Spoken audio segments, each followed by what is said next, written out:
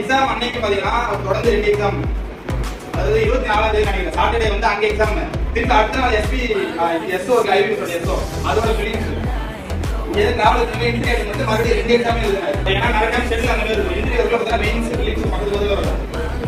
சரியா? அதுக்கு ஏத்த மாதிரி விஷயம் வந்து பாசிட்டிவா வந்து மேக்ஸிமம் ஐபி ஸ்பீட் தான் இருக்கு. அதுக்கு மேல ஒரு ஸ்டெப் மேல வந்து பாத்தீங்கன்னா எஸ்பி ஓகேவா? எல்லாருக்கும் நன்றி.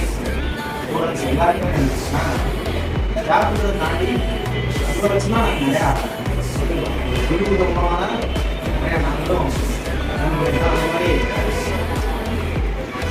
இருக்கு இது போல நினைச்சா